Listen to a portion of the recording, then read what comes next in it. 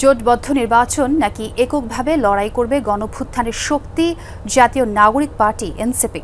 এখনই এমন প্রশ্নের উত্তর না মিললেও পর্দার আড়ালে বিএনপি ও জামায়াতের সাথে সমান তালে এনসিপির আলোচনার গুঞ্জন রাজনৈতিক অঙ্গনে। যদিও দলটির সদস্য সচিব আক্তার হোসেন আলোচনার কথা অস্বীকার করেছেন, তবে যুগ্ম আহ্বায়ক সারওয়ার তুষার বলছেন সিদ্ধান্ত চূড়ান্ত হতে সময় লাগবে আরও কয়েক সপ্তাহ।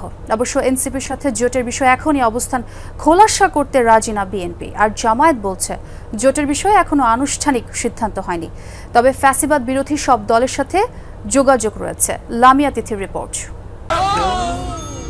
ডেন্টিস্টের পরামর্শ নাও নতুন কোলগেট অ্যাক্টিভ সল্ট।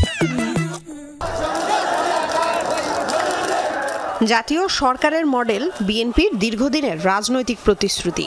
সে মোতাবেক মিত্রদের জন্য অন্তত 50টি আসন ছাড়ের প্রস্তুতি বিএনপির। এক্ষেত্রে তারেক রহমানের সাম্প্রতিক বক্তব্যে তরুণদের রাজনৈতিক প্ল্যাটফর্ম এনসিপির প্রতি ইতিবাচক মনোভাব প্রকাশ পেয়েছে। একে নতুন দল এনসিপির সাথে নির্বাচনী জোটের ইঙ্গিত হিসেবেও দেখছেন অনেকে। তবে নির্বাচনী জোট নাকি বিএনপি জয়ী হলে শুধু সরকারের অংশীদার হবে এনসিপি, এমন আলোচনা নিয়ে এখনই কোনো মন্তব্য করতে নারাজ বিএনপির শীর্ষ নেতারা। আমাদের সাথে জোটবদ্ধ হয়ে যারা সংগ্রাম করেছে, আন্দোলন করেছে, অনেকে জেল খেটেছেন, নানা নির্যাতনেরও শিকার হয়েছেন।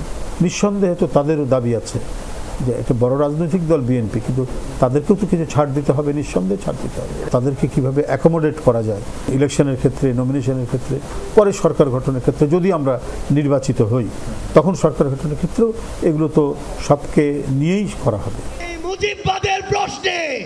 এদিকে নির্বাচনী জোট নিয়ে জামায়াত ইসলামী ও এনসিপির দায়িত্বশীল নেতাদের কয়েক দফা বৈঠক হয়েছে বলেও জানা গেছে। তবে জামাত বলছে জোট করার বিষয়ে এখনও আলোচনা শুরু হয়নি। বিএনপিকে ইঙ্গিত করে দলটির সহকারী সেক্রেটারি জেনারেল হামিদুর রহমান আজাদ বলেন, কোন দল কিভাবে জোট করলো বা কে কার সাথে নির্বাচন করবে সেদিকে আপাতত নজর নেই জামায়াতের। জামাত জোটে যাবে এই সিদ্ধান্ত জামাত এখনো নেয়নি। তবে যারা ফ্যাসিবাদ বিরোধী আন্দোলনে ছিল, দীর্ঘ গণতন্ত্রের আন্দোলনে ছিল, দেশের স্বার্থে যারা সবসময় কাজ করেছে, তাদের সাথে আমাদের যোগাযোগ আছে। এবং ভোটের নির্বাচনে যদি আমরা জনগণের আস্থা, ভালোবাসা, গ্রহণযোগ্যতা অর্জন করতে পারি, তাহলে আমরা অন্য কিছু এখানে কিভাবে জোট করলো, কার সাথে ইলেকশন করলো, এটার দিকে আমাদের ক্ষমতা দৃষ্টি নাই। নতুন দল হিসেবে নির্বাচনী জোট নিয়ে এনসিপি কি ভাবছে? যখন একদিকে বিএনপির জয়ী হলে ক্ষমতার অংশীদার হওয়ার হাতছানি, অন্যদিকে জামায়াতের বেশি আসন ছাড়ের প্রস্তাব। এ নিয়ে অবশ্য কৌশলী অবস্থান এনসিপি নেতাদের। বিএনপি বা জামাত বা অন্য কোনো দল কার সঙ্গে আমাদের জোট হতে পারে সে ব্যাপারে আমরা এখনো পর্যন্ত কোনো সিদ্ধান্ত গ্রহণ করিনি।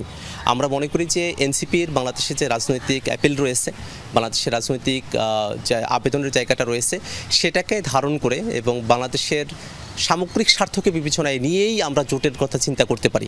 এছাড়া এখনও পর্যন্ত আমাদের সাংগঠনিক সিদ্ধান্ত হলো আমরা আমাদের সক্রিয়তা বজায় রেখে আমাদের সামর্থ্যের মধ্য দিয়েই আমরা নির্বাচনে অংশগ্রহণ করতে চাই। আমরা মনে করি যে আমাদের জোটের ব্যাপারে সিদ্ধান্তটা আগামী মাসখানেকের মধ্যে আমরা নিতে পারবো। মানে এই আলোচনাটা একটা পরিণতির দিকে যাবে যে আমরা যাদের সাথেই জোটে যাই না কেন বা আমাদের নেতৃত্বে যদি কোনো জোট করি, তাহলে আমরা কয়েকটা জিনিস আমরা নিশ্চয়তা চাই। একটা হচ্ছে যে আমরা কোনো চাঁদাবাজি কিংবা এই যে মাঠ পর্যায়ে যে এক ধরনের সহিংস রাজনীতি, এটার ব্যাপারে আমাদের রিজার্ভেশন আছে। তো আমরা সেটা জানাবো যে আমরা এটা করতে চাই না। কতগুলো জিনিসের ব্যাপারে আমরা আনকম্প্রোমাইজিং, মুক্তিযুদ্ধ, 24শে গণঅভ্যুত্থান, এইসব ব্যাপারকেও আমরা বিতর্কের ঊর্ধ্বে রাখতে চাই। এগুলো আমাদের জাতীয় সম্পদ। এনসিপির শীর্ষ নেতারা বলছেন স্বকীয়তা বজায় রেখে সামর্থ্য অনুযায়ী নির্বাচনে অংশ নিতে চায় দলটি। স্বকীয়তা বজায় রেখে কিভাবে সাংগঠনিক কলেবর বৃদ্ধি করা যায় সেটা নিয়ে আমাদের কার্যক্রমগুলো চলছে। লামিয়া তিথি, যমুনা নিউজ, ঢাকা।